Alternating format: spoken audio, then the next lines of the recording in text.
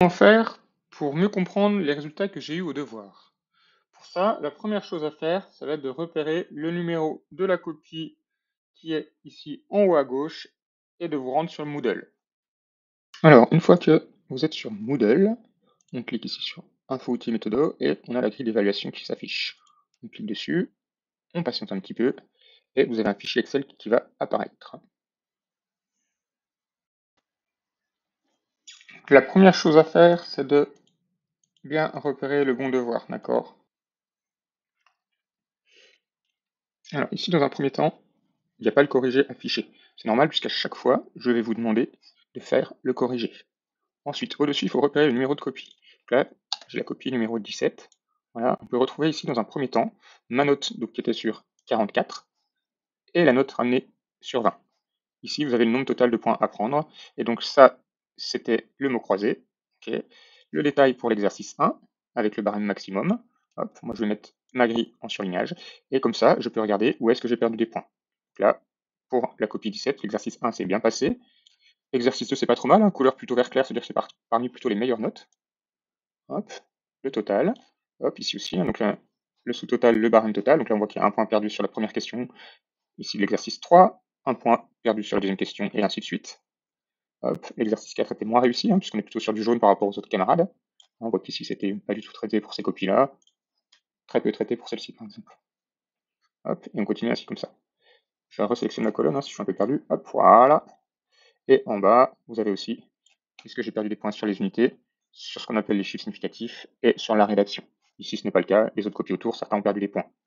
Le tableau de compétences, un bonus que je rajouterai après, une fois que j'aurai récupéré votre copie. Ça peut faire jusqu'à 2 points sur la note ramenée sur 20, et c'est variable par quartile, c'est-à-dire que ceux qui ont entre 0 et 5 vont pouvoir gagner plus de points que ceux qui ont entre 5 et 10, que ceux qui ont entre 10 et 15, que ceux qui ont entre 15 et 20. Et enfin, le bilan de chacune des compétences que j'ai évaluées, d'accord, avec le bilan global de la copie. Donc A, B, c'est plutôt une bonne copie hein, pour cet élève-là. Ce que vous pouvez trouver, ça je vous invite vraiment à regarder, c'est ici les remarques et les statistiques sur les notes. Si je suis la copie initiale, donc déjà première chose, vraiment à consulter ces remarques qui correspondent vraiment aux erreurs que j'ai relevées ou les points négatifs ou positifs que j'ai pu relever sur les différentes copies. Ensuite, je suis la copie numéro 17 et j'ai obtenu 33 sur 44, donc un total de 15 sur 20. Et je vais pouvoir me placer dans la classe.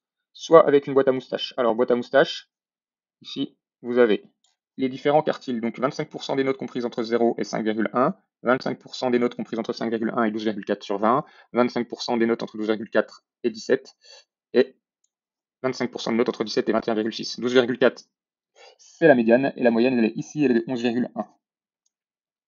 Donc, je vous rappelle que copie 17, j'ai eu 15 sur 20. Je peux aussi regarder où je me situe par rapport au reste de la classe. Hop, 15 sur 20, c'est ici. Donc ici, ça veut dire que je suis plutôt dans la partie moyenne de la classe. On voit que sur ce devoir, on a quand même 5 élèves qui ont eu entre 0 et 2, donc une partie très très en difficulté.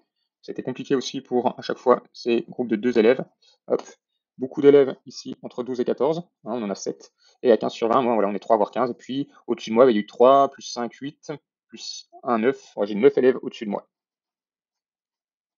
Ici, dernière chose, on a aussi les couleurs pour les exercices les mieux réussis. On voit que l'exercice 1, c'était moyennement réussi, que les mots croisés ont été bien réussis pour cet exercice, il est en vert, et puis on a des questions à chaque fois, où voilà, là les questions les plus compliquées, donc en rouge c'est la question qui était le moins réussie par les élèves, et puis hop, hop, hop, hop. Alors ici on n'a pas le cas je crois, si voilà, les questions de fin de sujet, qui sont des questions de résolution de problème, on voit qu'il y a très peu d'élèves qui arrivent puisqu'elles sont en noir.